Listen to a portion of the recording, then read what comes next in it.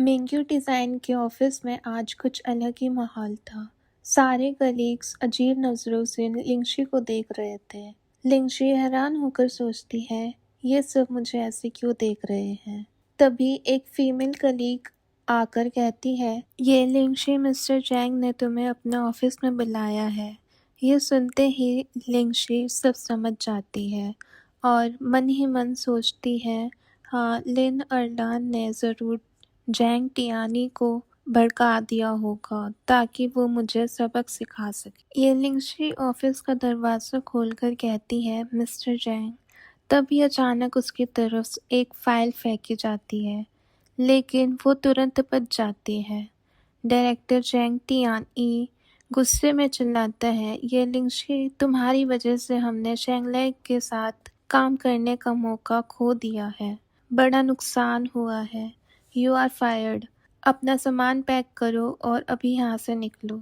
लेकिन लिंगशी बिना डरे उन्हें सीधा सवाल करती है, आपको ऐसा क्यों लगता है कि मेरी वजह से हमने ये चांस खो दिया है। डायरेक्टर गुस्से में लिंगशी को दोष देते हुए कहता है कि पब्लिक प्रपोजल स्कैंडल की वजह से शंघाई के प्रेसिडेंट कॉन्ट्रैक्ट साइन किए बिना ही चले गए। लिंगशी पलटकर बोलती है, क्या आप ये चाहते हैं कि मैं आपकी ये बात शैंगनन हैंग को बता दूं? ये सुनते ही डायरेक्टर गुस्से में चिल्लाता है, ये लिंगशी, तुम अपने बॉस से ऐसे बात करोगी? लिंगशी बिना डरे जवाब देती है, क्या मैं गलत कह रही हूँ? अगले ही पल दोनों के बीच एक जबरदस्त स्टेयर डाउन शुरू हो जाता है। तभी सीईओ वू हाओ अंदर आकर कहता है, बस अब बहुत हो गया। दोनों तुरंत उन्हें देखकर ग्रीट करते हैं, मिस्टर वू। सीईओ वो माहौल शांत करते हुए कहते हैं, जैंग कंपनी की चिंता में ज्यादा इमोशनल हो गया था। लिंगशी, तुम इसे दिल पर मत लो। हम तुम्हारी कैपेबिलिटी को जानते हैं, इस वजह से तुम्हें फायर नहीं करेंगे। फिर वो एक शर्त रखते हैं, लेकिन तुम्हें शंघाई के प्रेसिडेंट से मिलना होगा। डायरेक्टर चैंग कुछ बोलने ही वाले होते हैं, लेकिन सीईओ वो उन्हें इशारे से शांत कर देते हैं। लिंगशी हिचकिचाते हुए कहती है,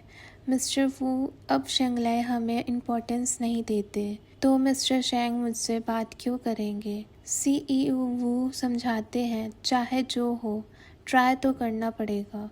कंपनी अभी मुश्किल में है और ये मत भूलो कि कंपनी ने तुम्हें कैसे प्रमोट किया था। लिंगशी समझ जाती है कि वू हाओ, जो शूशे का पति है, उसे पुरानी बातें याद दिलाकर इनडायरेक्टली प्रेशर डाल रहा है। लिंगशी एक्सेप्ट कर लेती है और बोलती है, समझ गई, मैं बस अभी जाती हूँ। ऑफिस से बाहर निकलते ही एक कलीग फिक्र से पूछती है, लिंगशी, डायरेक्टर ने तुम्हारे साथ कुछ किया तो नहीं? ऑफिस से निकलते वक्त एक राइवल कलीग ताने मारते हुए बोलती है, इसकी वजह से डील हाथ से गई, इसे तो रिजाइन कर देना चाहिए। लिंगशी आगे बढ़ते हैं मुस्कुराकर जवाब देती है, डिसअपॉइंट करने के लिए सॉरी, लेकिन डिज़ाइन डिपार्टमेंट में तुम अभी भी मेरे अंडर ही काम करती हो। ये सुनते ही राइवल आग बबूला होकर पीछे से चिल्लाती है, ये लिंगशी, लेकिन लिंगशी बिना मुड़े हाथ हिलाकर ऑफिस से निकल जाती है। सीन शिफ्ट होता है शंघाई ग्रुप की बड़ी बिल्डिंग पर, जहां लिंगशी अब प्रेसिडेंट से मिलने आई है। रिसेप्शनिस्ट पोलाइटली कहती है, सॉरी, बिना एडवांस अपॉइंटमेंट के आप मिस्टर शेंग से नहीं मिल सकती। आप प्लीज रिसेप्शन रूम में वेट कीजिए। लिंगशी रिसेप्शनिस्ट की बात मानकर